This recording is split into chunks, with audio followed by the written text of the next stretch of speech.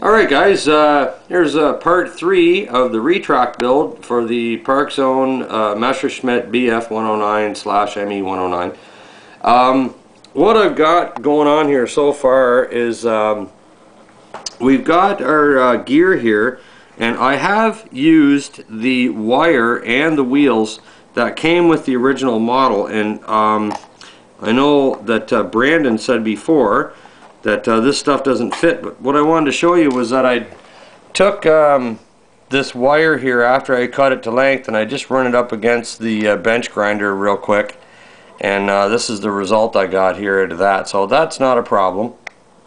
It will fit. It may have weakened it slightly, I don't know. That's left to be seen when it comes to flying the plane. But now we're going to move on to the layout for the cutouts for the wheel openings. So we're just going to go ahead and screw this back in. By the way, this is a 1.3 millimeter Allen wrench. Seems to be the size anyways. A little difficult to find. Maybe a lot of you guys don't have this stuff kicking around, but that's the size of the Allen wrench. Another thing I wanted to talk about was the Dremel. Of course, the Dremel tool is going to be needed. Now, I am going to be using a stone. Now, I've seen a bunch of people use burrs, cutting burrs for this, but I have discovered that by using a stone, it partially cuts away the material and melts it at the same time, which produces a very nice clean surface when you're finished. So you don't have a bunch of rough foam when you're done. And we'll have a look at that. We're going to be demonstrating how this cuts afterwards. We discuss about the layout and so forth here. We're going to get going with that.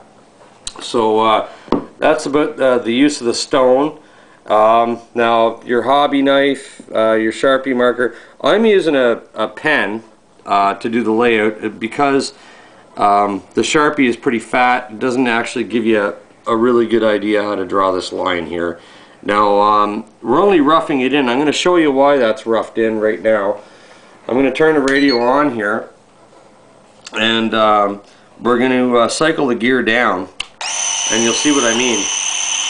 You see the angle that this is on. Obviously it's not ready to go in there, but it's pretty difficult to get this line drawn around here accurately. So what we're going to do is I've already done it on one side here. I'm going to do it on the other side, and we're just going to start inside those lines and start cutting that out a little bit, and not working directly to the line, because the final cuts that are going to go around the outside of the wheel openings are going to depend on how that falls when it starts to go down in there a little bit.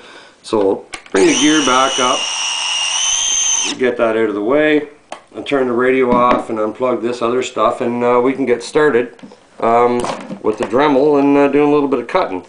Thought you guys would be interested in that, so I'm just going to unplug all the electrics I got over here, and we'll just turn that wing and lay it down on the table. And again, as we discussed, we're using a stone with our Dremel here, so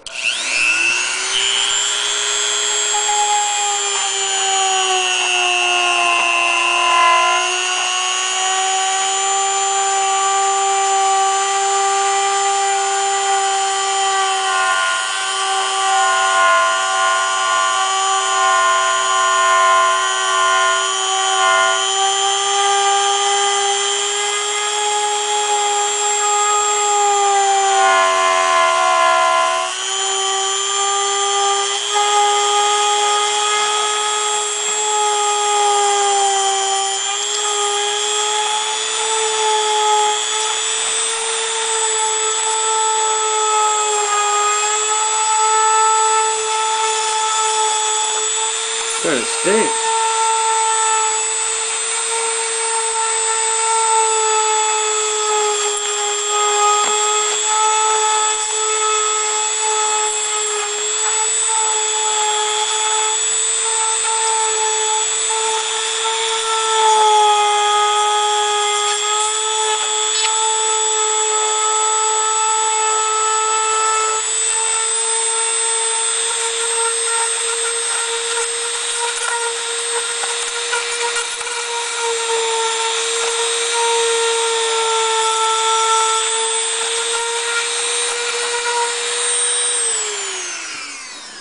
Okay, now that'll give you an idea just how clean of a cut that gives. I will admit, it's partially melting it and partially cutting it at the same time. It's not like using a burr, but this is going to produce a much nicer finished surface with a little bit of, you know, if you're careful with your stone while you're in there.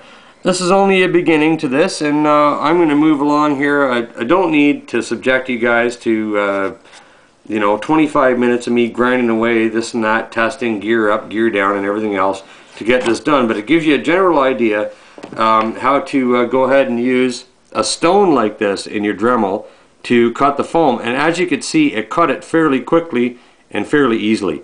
So thanks so much for having a look at part 3. In part 4, we're going to demonstrate the, this is a material that I got from Brandon, this Plastruck material. Is going to be used as the covers for the servos, the Retract servos. And also we're going to have some pieces of this cut into discs that are going to fit in here, which is another great idea I got from Brandon. I can't take it away from the guy. He really is a smart guy, and I suggest watching his videos for sure.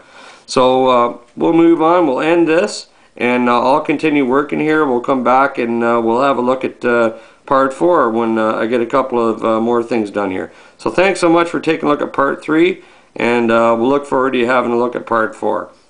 And that's it for this video. Thank you very much.